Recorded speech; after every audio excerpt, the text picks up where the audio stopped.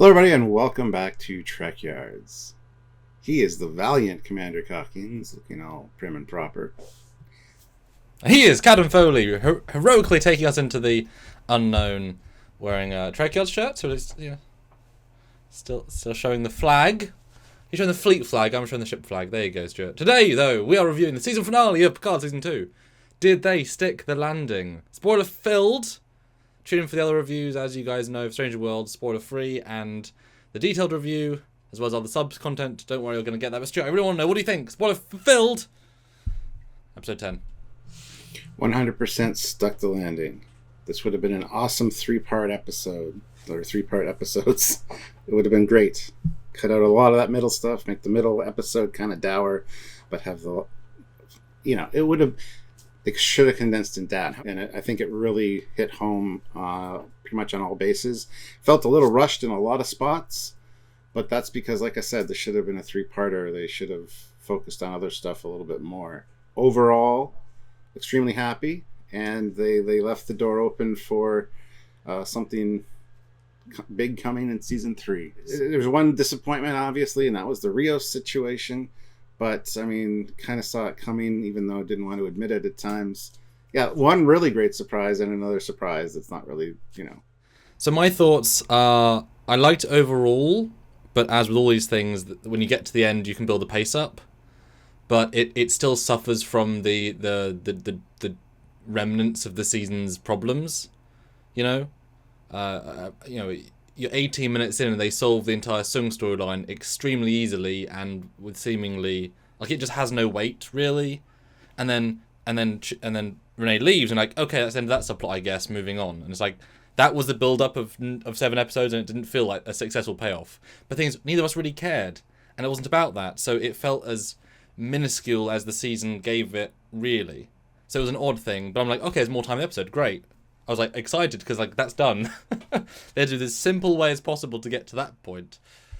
Q stuff, I'm sad. He's gone, at least this linear version of him. He'll be around in other shows, I'm sure.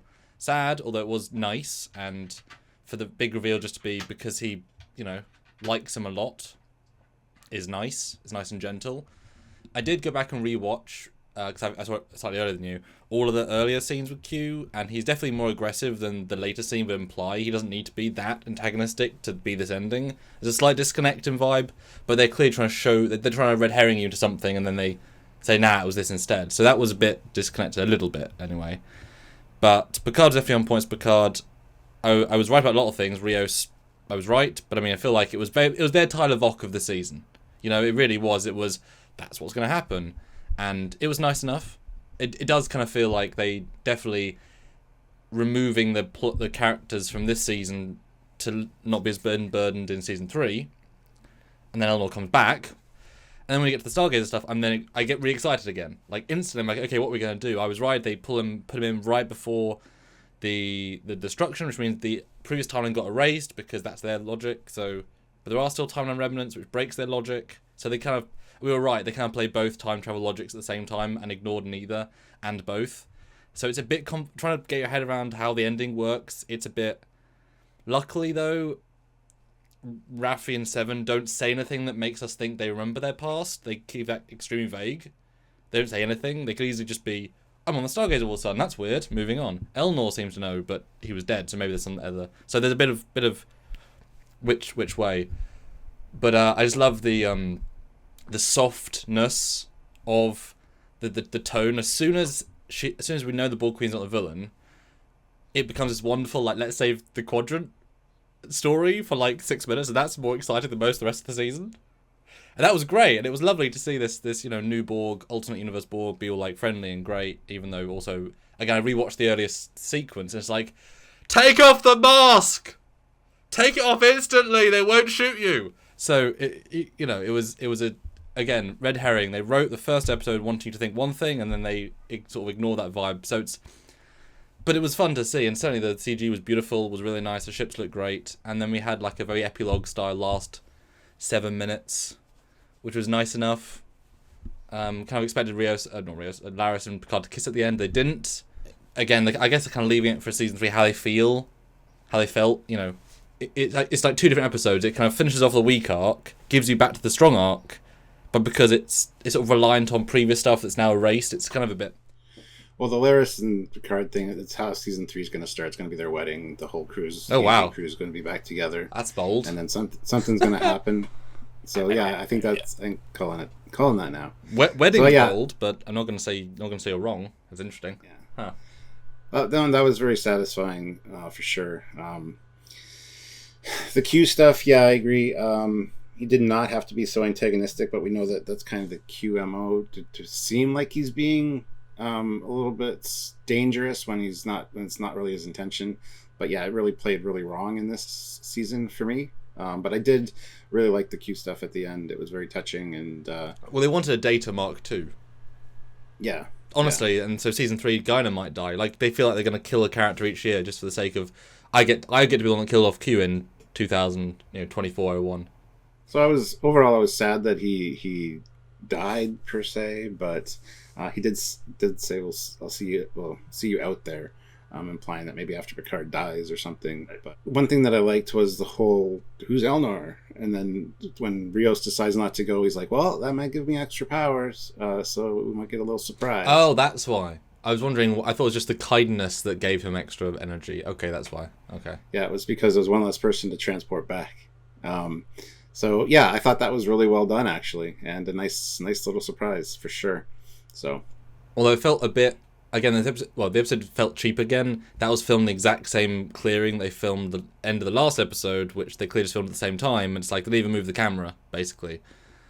Like it's not the end of the world. It's just it feels like a very cheap thing, and we kept seeing the same sets again. And one of my biggest complaints, honestly, is the fact that we get this. In theory, is a big mission control style launch, and all we see is like one atrium, courtyard, one corridor, and a stairwell and a room. Like it's the cheapest, lowest budget. It's indie film level cheap.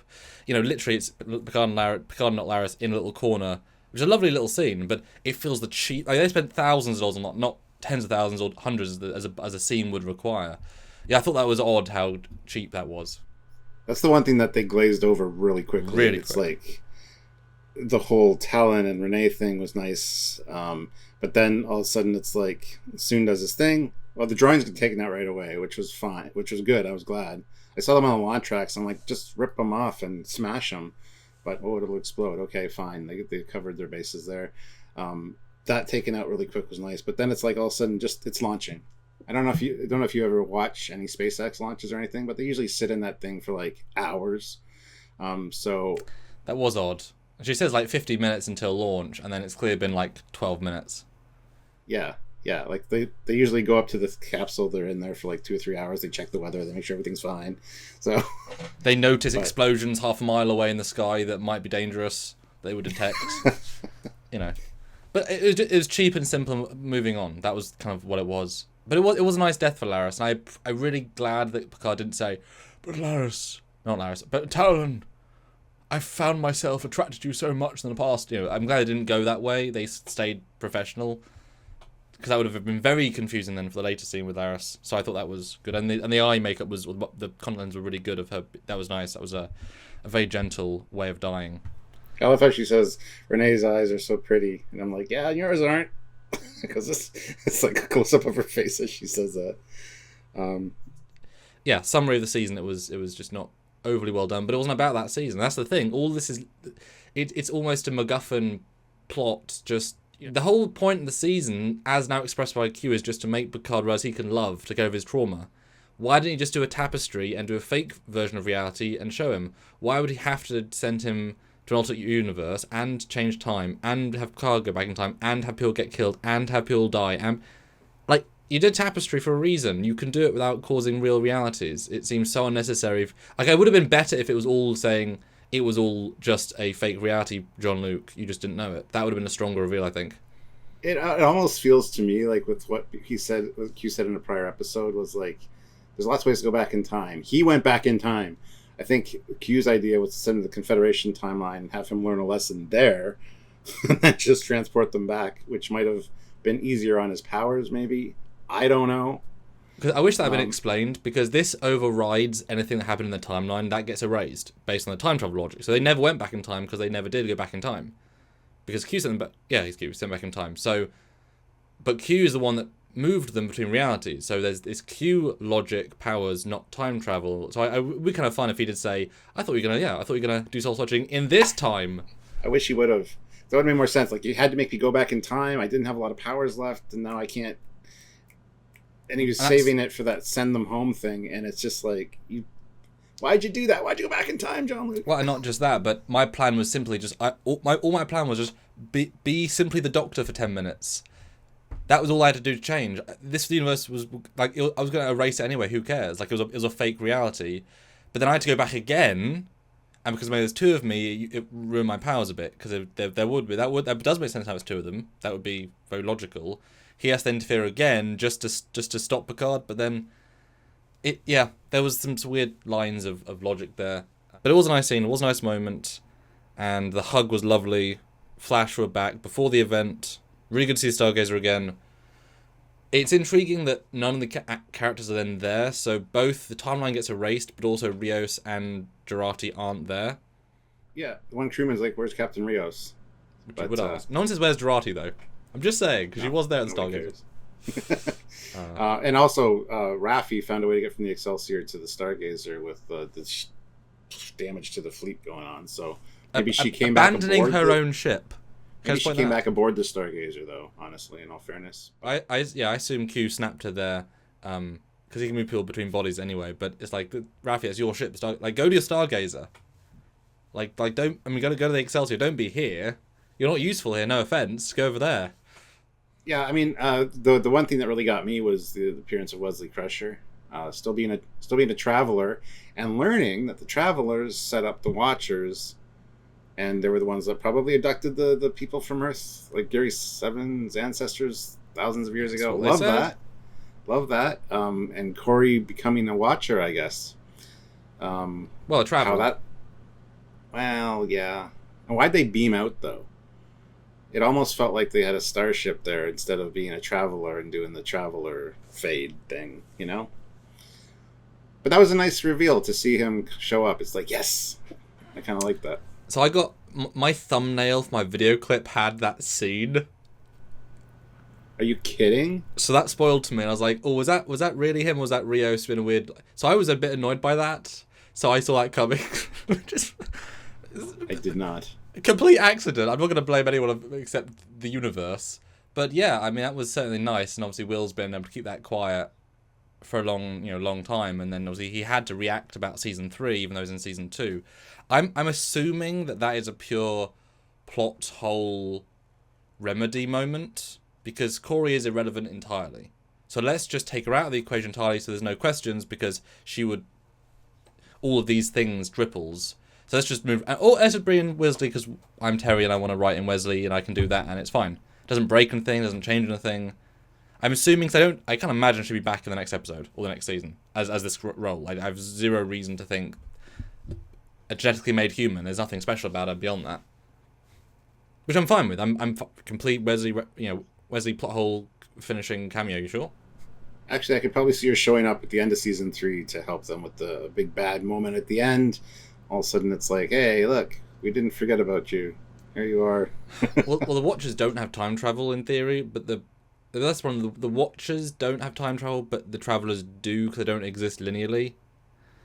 Which is a bit dumb, because now you're double whammying their power level. But also, he did go on a whole rampage about time is one single tapestry.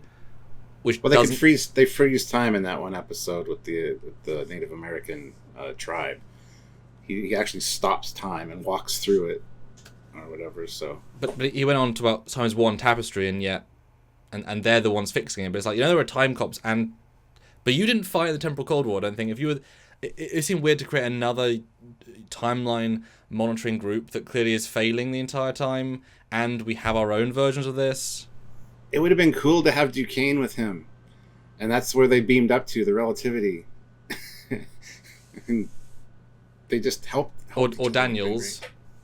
He's part of the Cold War like groups. Because the beam out was odd to me. It's like, okay, there's obviously a ship or something.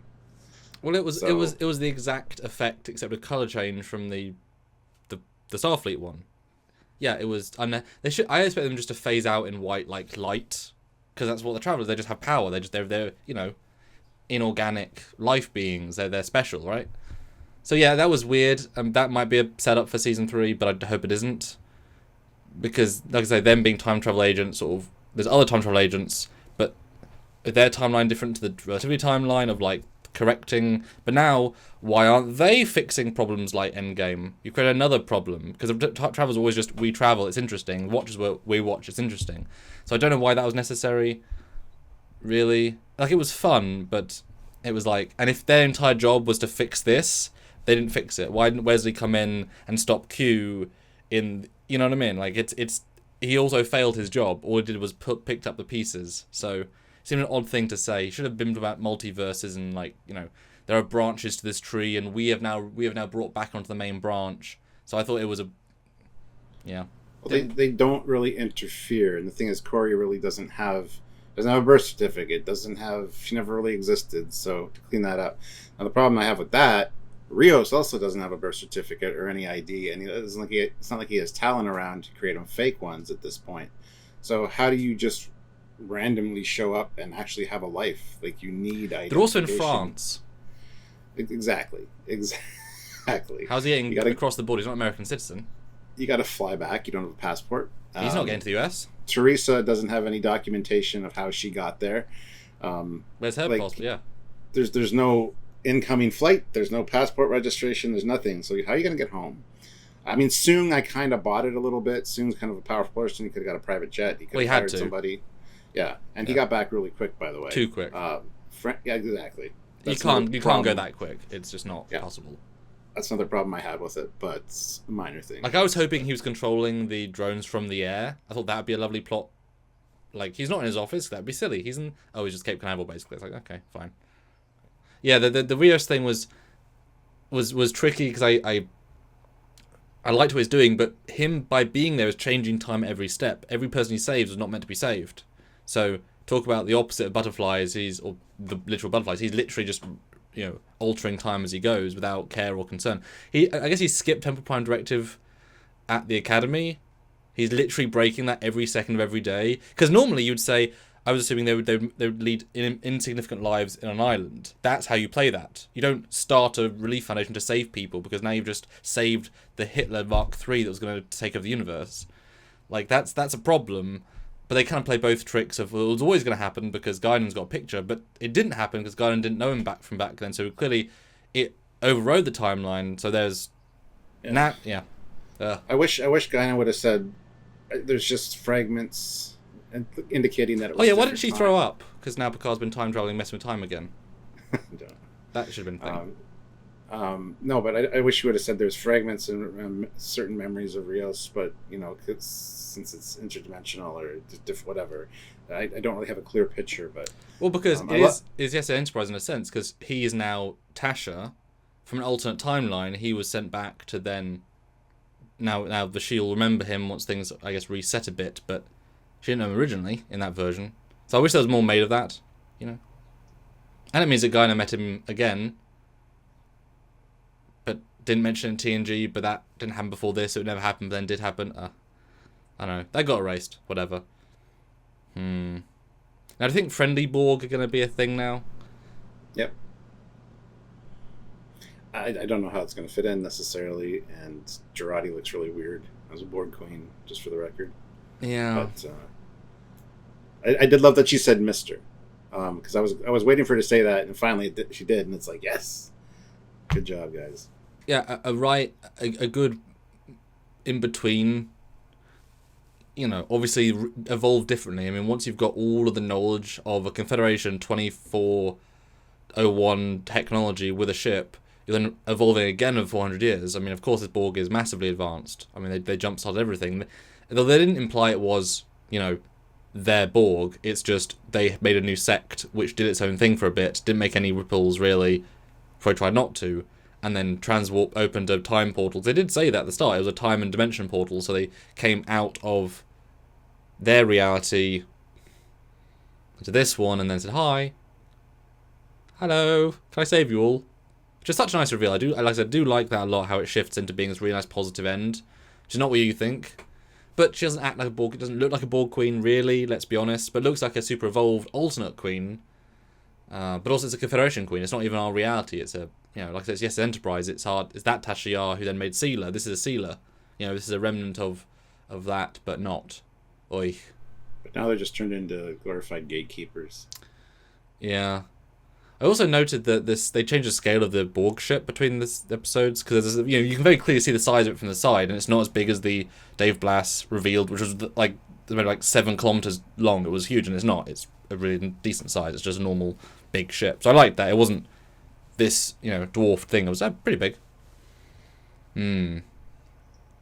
Oh, and Captain 7, I guess. Yes, field commission to captain. I rather liked that, but it's gonna stick. She wasn't wearing. If she would have been wearing a Starfleet uniform in the bar, that would have been cool. But I don't think that's necessarily how things work. So we'll see. Can you field commission civilian?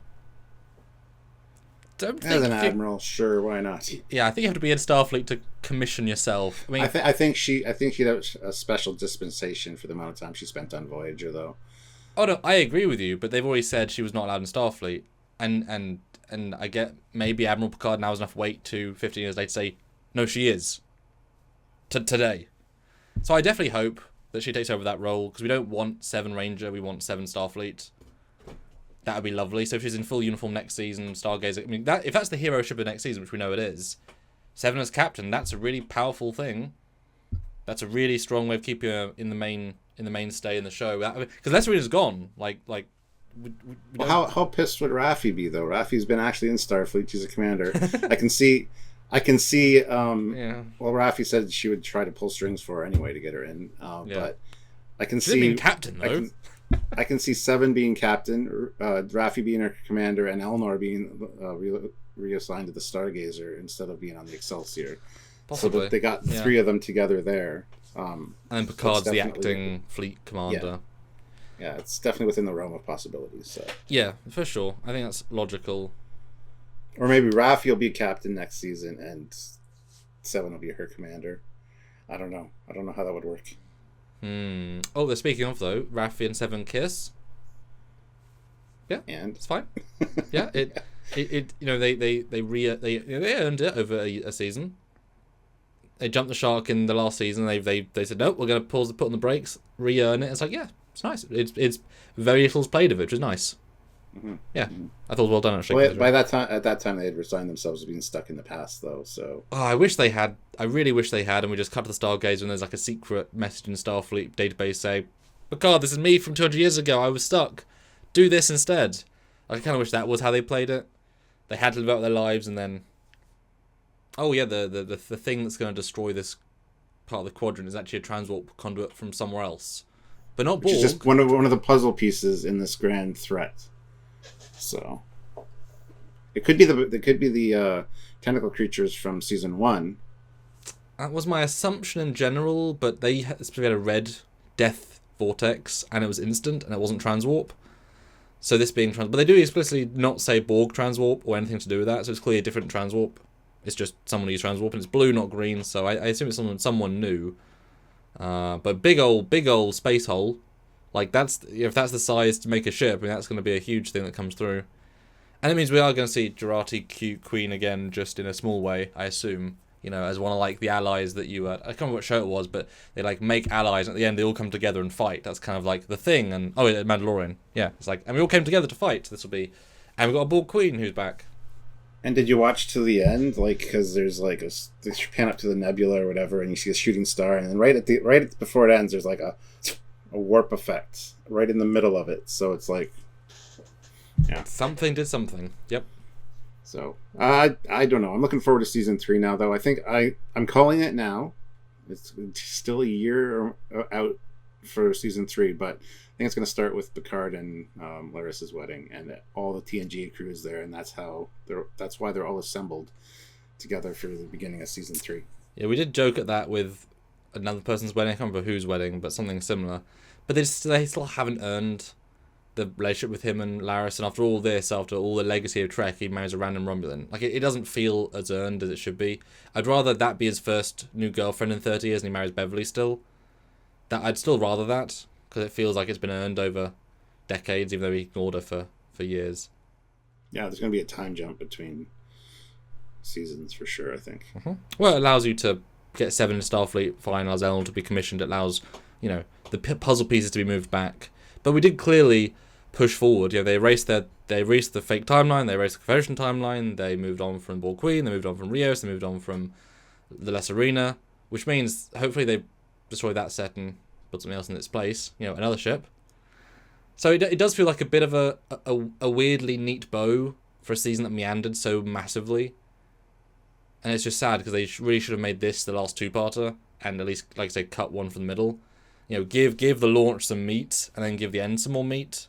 Even though it was a fun romp, but pacing was it was kind of Discovery. Like we've been saving all this time, so let's just cram it all in and move on. It's like okay, well, that's why you had like 20 episodes or 10 episodes. But yeah, like I said, this would have been an excellent 3-parter. Have it be like the Star Wars trilogy. You got the beginning with the hope, and then they get sent back to the past, and then episode 2 was all dire and like, oh my god, they're stuck in 2024 and everything's going wrong. And then episode 3 have the launch and this, and boom, then move on with the season and do other things. You know what I mean? Like, it didn't need to be 10 episodes for this story. Yeah. We'll see, Stuart. But we'll do other reviews, other videos on other topics of this episode. Lots to talk about. We've touched on a lot today, but there will be more. There will be more. So tune in for that, as well as our Stranger Worlds content, of course. And how can people support what we do here? Because we do this all content for free for you guys. How can people support, Stuart? Well, you can click that join button down below. You can help us on a monthly basis there. But first of all, make sure you're subscribed. Join us for the lives. You can super chat. Lots of ways to support us financially. Heading over to Patreon/Trekyards. Buying one of these t-shirts down below at the TeePublic store. Or use the affiliate links for Eagle Moss. There's lots of cool ways to help us out.